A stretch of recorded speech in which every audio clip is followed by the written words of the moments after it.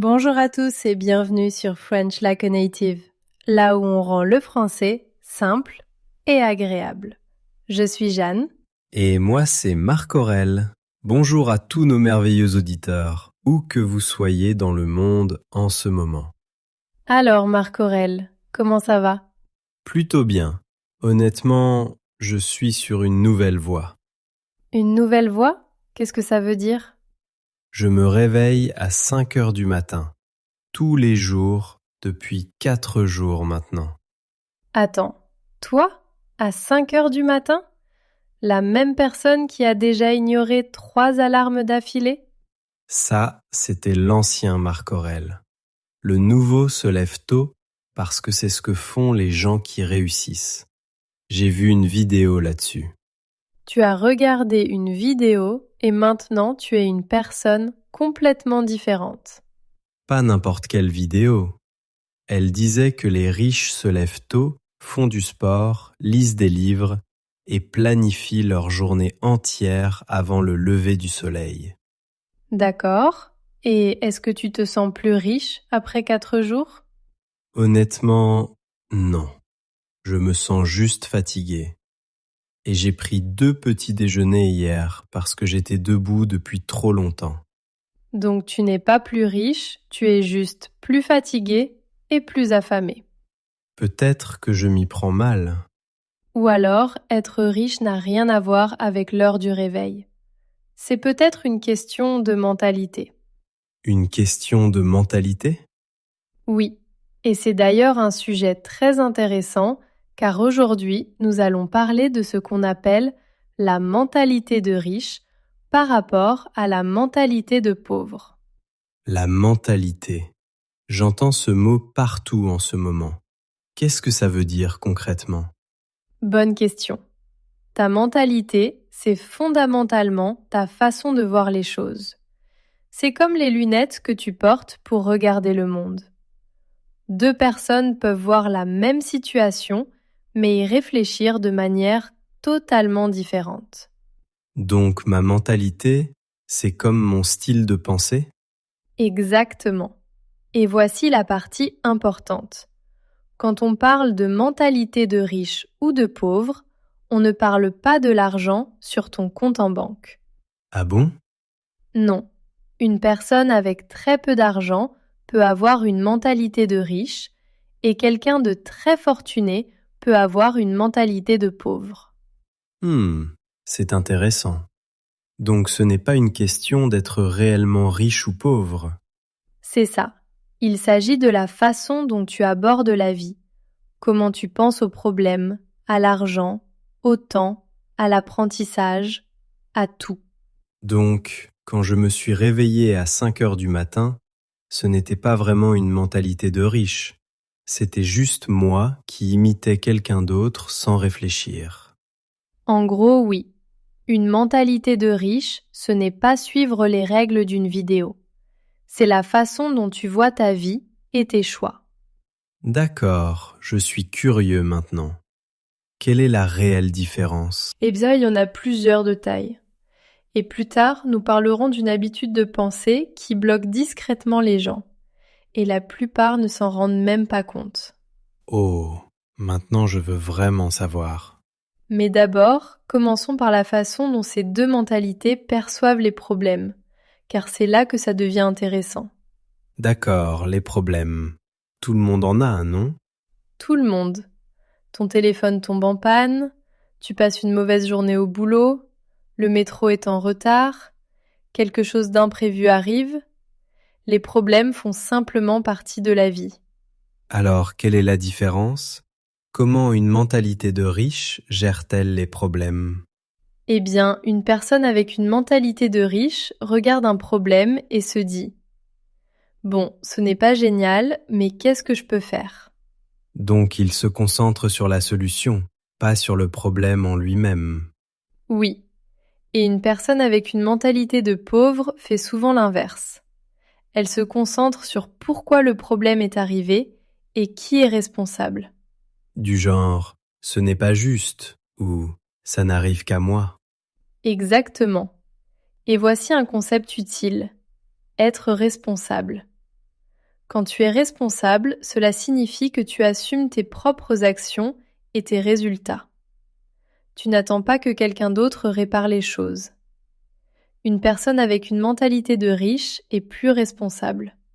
Oui, elle se demande « Quelle est ma part de responsabilité là-dedans et que puis-je faire ensuite ?» Même si le problème n'est pas de sa faute, elle se concentre sur ce qu'elle peut contrôler. C'est logique.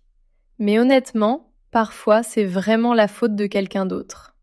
Bien sûr, mais voilà le truc. Même quand c'est la faute d'un autre, dépenser toute ton énergie là-dessus ne règle rien. C'est vrai. D'accord. Et qu'en est-il du résultat? Car parfois tu essaies de régler un problème et ça ne marche quand même pas. Bon mot. Un résultat, c'est l'issue de quelque chose que tu as fait. Et oui, parfois le résultat n'est pas parfait. Une mentalité de riche accepte cela.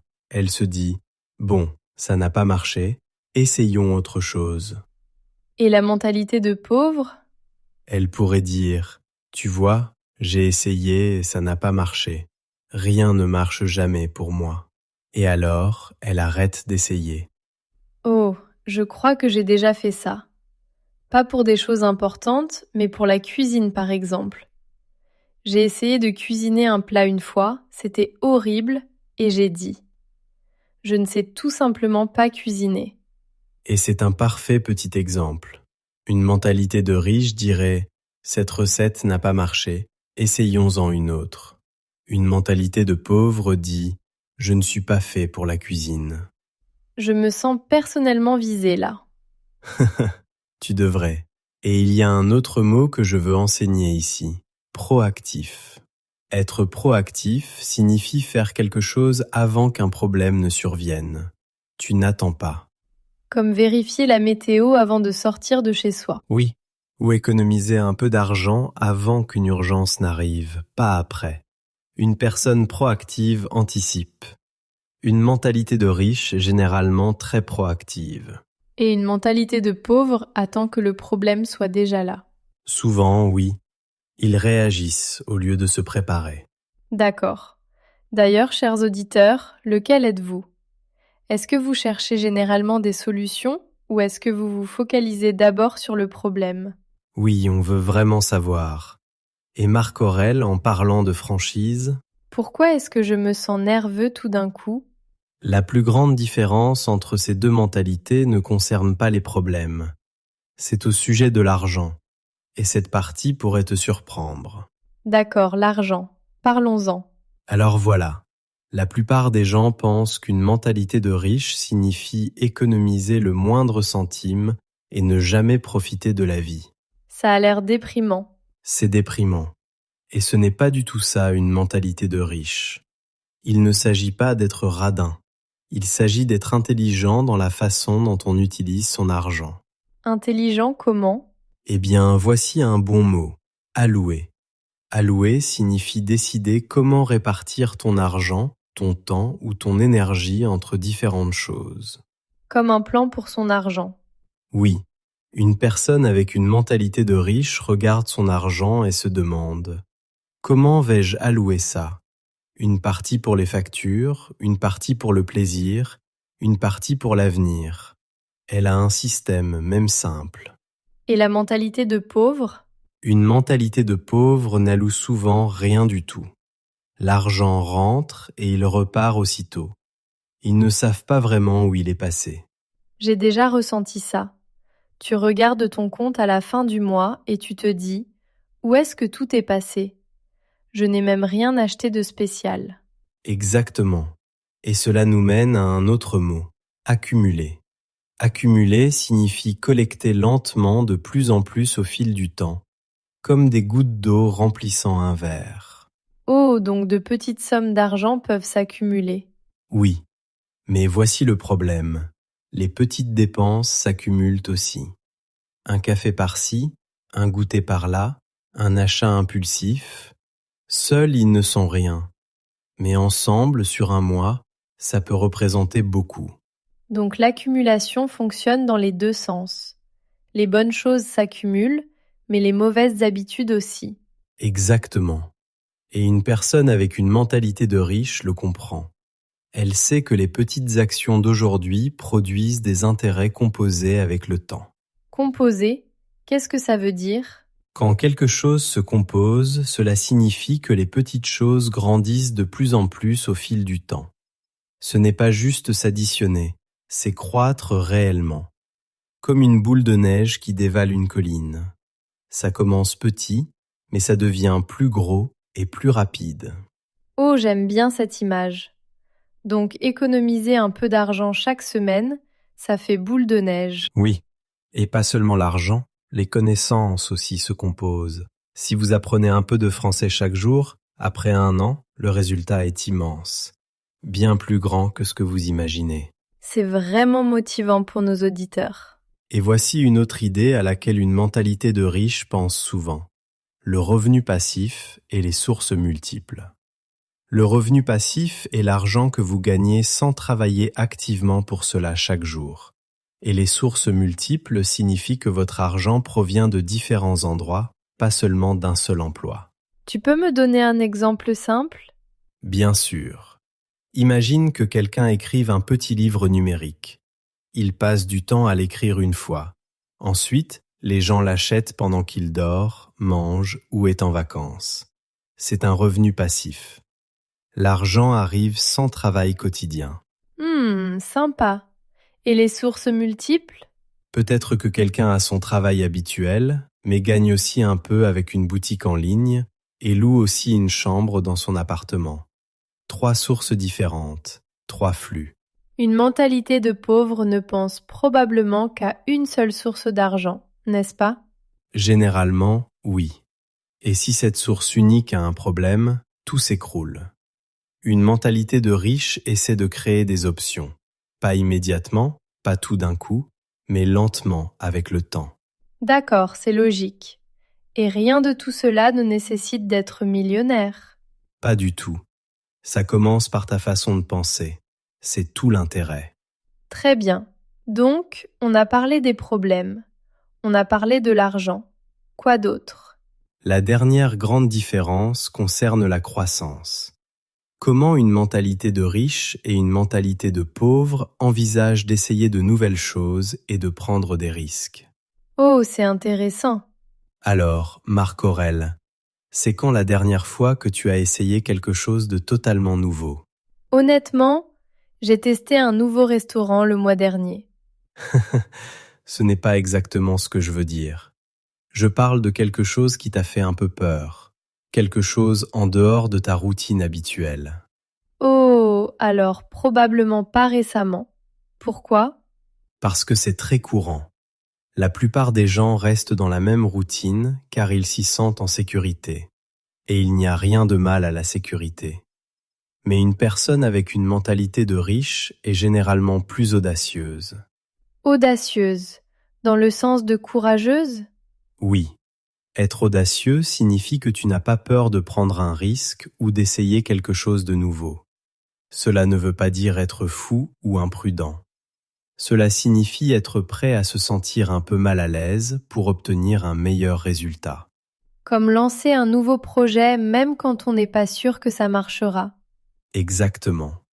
Ou apprendre une nouvelle compétence, avoir une conversation difficile, ou même simplement changer une habitude quotidienne. Ces choses demandent d'être audacieux. Et une mentalité de pauvre évite ça. Souvent, oui. Une mentalité de pauvre préfère que les choses restent identiques. Et quand les choses restent identiques trop longtemps, la vie devient médiocre. Médiocre? Qu'est-ce que ça veut dire? Médiocre signifie pas bon, pas mauvais, juste passable. Rien d'excitant, rien de terrible, juste plat. Oh, je connais ce sentiment. Quand chaque semaine ressemble à la précédente et que tu ne te souviens même plus de ce que tu as fait mardi dernier. Oui, c'est ça la médiocrité. Et une personne avec une mentalité de riche n'accepte pas le médiocre. Elle en veut plus. Pas plus d'argent, juste plus de la vie, plus d'apprentissage, plus d'expérience, plus de croissance. Donc, il s'agit de refuser de rester sur un plateau. Exactement. Et souviens-toi, Être audacieux ne veut pas dire quitter ton job demain et déménager dans un autre pays.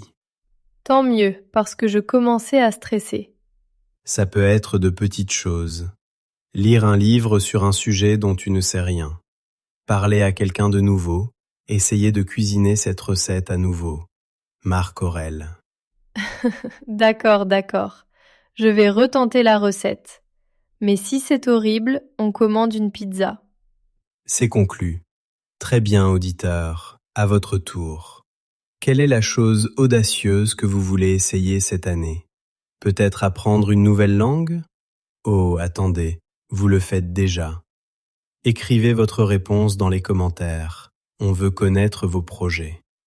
Très bien, Marc Aurèle. Si on faisait une petite révision des mots qu'on a appris aujourd'hui.